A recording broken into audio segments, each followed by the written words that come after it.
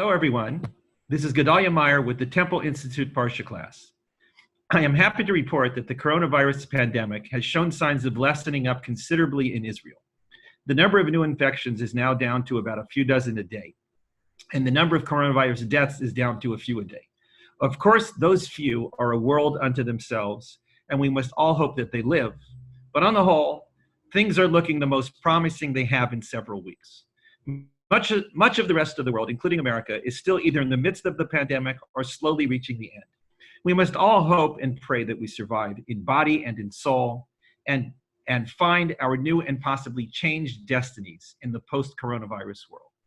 When something like this happens, it is almost impossible not to make some attempt to take stock on things and wonder what life is really all about.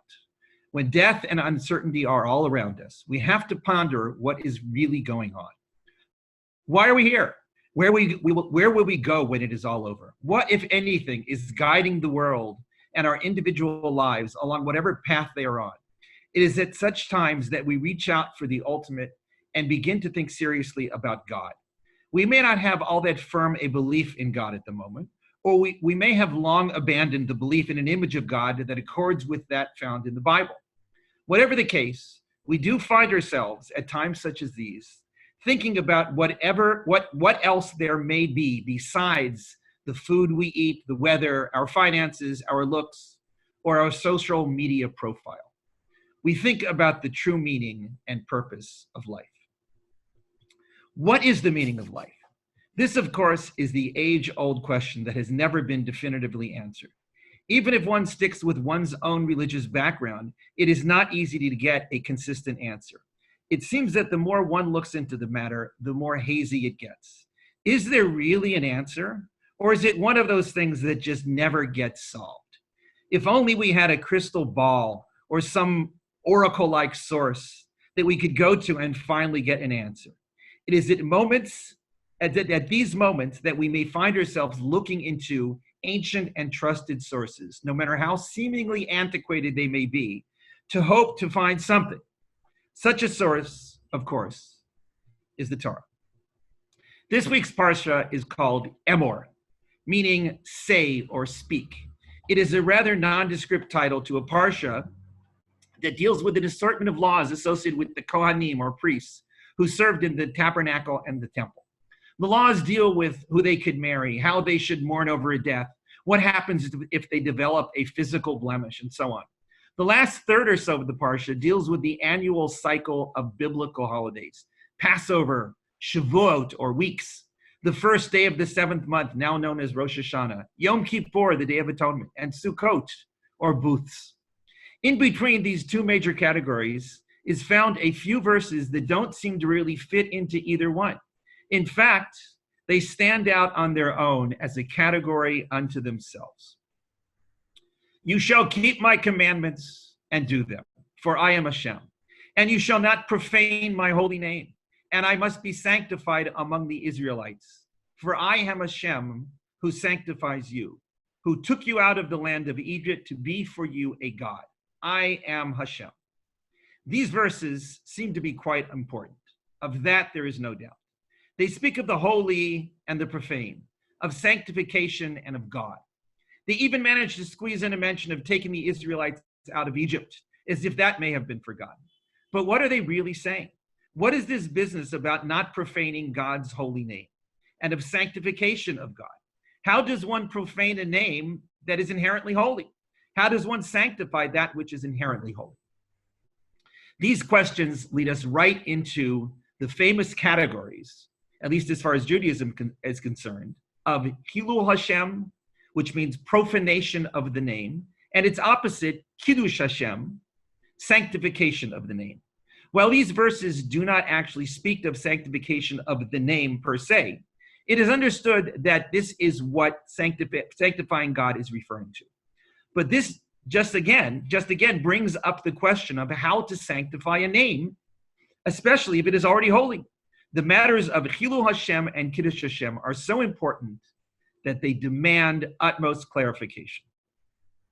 God's name is invariably understood in Judaism as the so-called tetragrammaton, the four-letter unpronounceable name that is found all over the Bible. In fact, at the very end of this week's Parsha, there is a brief overview of the prohibition of blasphemy, which refers to abuse of God's name, and specifically the four-letter name of God. This name is not merely a multi-syllable word whose pronunciation we have lost. It in some way captures the essence of what God is all about, according to the Torah and Judaism. It seems to mean something along the lines of reality or existence or being. But these only add to the mystery of the name. What are those things anyhow?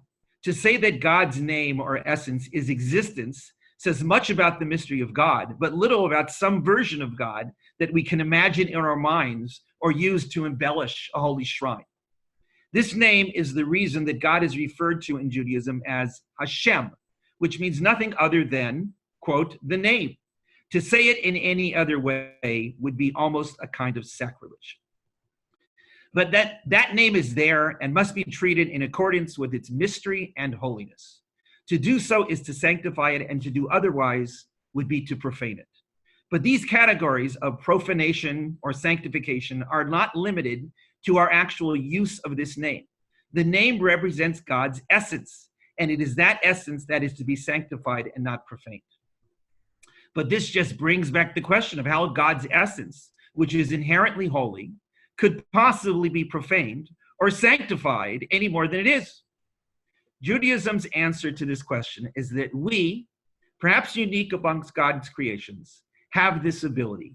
With our divine gift and power of free choice, we can manage the seemingly impossible feat of sanctifying that which is already holy or profaning that which cannot be profaned. How do we accomplish this miracle? Through our actions, our words, and our thoughts. It is with those unique applications of our free will that we enter the realm of the divine and, to some degree, play God. Very specifically, anytime a person does something that will inspire that person or others to think of God as holy and the ultimate purpose of existence, it is considered to be a kiddush Hashem, a sanctification of the name, of sanctification of God or of God's name. Correspondingly, anytime a person does the opposite, to cause that person or anybody else to think that God is not holy or not the ultimate purpose of reality, that is a chilul Hashem, a profanation of God or of God's name. It is as simple as that. Of course, things get rather vague in actual practice, since what may be a sanctification in one circumstance could be a profanation in another, and vice versa. But the general idea, depending on the immediate circumstance, always applies. It may take great wisdom to see the difference between them or to determine what is the appropriate action in a given situation. But such is the nature of life in this world. To give examples that may seem so everyday and mundane that they could not possibly fit into these lofty spheres, we only have to look into our own lives. The simple act of something as trivial as littering may very well be a profanation of God. Who knows who is watching and deciding that nothing really matters, and we can just do as we please whenever we want, with no regard for the beauty of the world or our surroundings or the feelings of others. Perhaps we even subject ourselves to this nihilistic fate when we do something like this, and it cements into our subconscious the feeling that there is no purpose to life. If, on the other hand, we do something like cleaning up that already littered street or park just a little bit, even though it may not really make any difference to the overall picture, perhaps in doing so, we've inspired somebody else or ourselves to care a little bit more about the beauty of the world, or just to feel that life is a wonderful thing that must be enjoyed and lived to the fullest. Another example may come from simple acts like the way we speak to others, or even relate to ourselves. A mere sincere greeting could change another person's entire day, or even change the course of their lives. The act of doing so may rebound onto the one who managed to convince themselves to initiate this greeting into altering their outlook on life and how they see others. Cleaning a dish in a home could be a kiddush Hashem under the right circumstances. Putting one's feet up on a chair could be a chilul Hashem under the wrong circumstances. It is all a matter of what is going on at the moment and who is there and what they think of whoever else is there and what is happening in the relevant people's lives. It can get quite complicated, obviously, and requires a considerable amount of self-reflection and awareness. But it is nothing less than what makes the world go round. It has been said that the true purpose of life is to sanctify the name of God. The ultimate act of greatness is found in being willing to give one's all for the sake of God. Of course, this goal itself can lead to serious aberrations of good and evil, since it is so vital and of such great importance. This is the danger of letting a nebulous concept such as holiness take over one's rational mind. All manner of evil can be justified if it is seen as holy. This is a major pitfall that must be avoided by going with caution in these arenas. Nevertheless, the idea is still there. Sanctification of God stands at the pinnacle of all human endeavors. Profanation of God rests at the very bottom. It is of vital importance to be able to discern the difference between them. Perhaps the reason times such as the one we are in come about is to enable us to reflect on matters such as these. We may come to a conclusion that what we once thought was everything was really not all that important. We may realize that all that really matters is what really matters. Whatever image we may have of God, however we may view the purpose of life and the ultimate in existence, we may finally come to realize that it is upon us and only us to make that purpose our purpose. This is what it means to sanctify the name of God. Anything else, no matter how important, may not be. God, to some degree, needs our sanctification. We can do this, and it won't happen without us. Shabbat Shalom.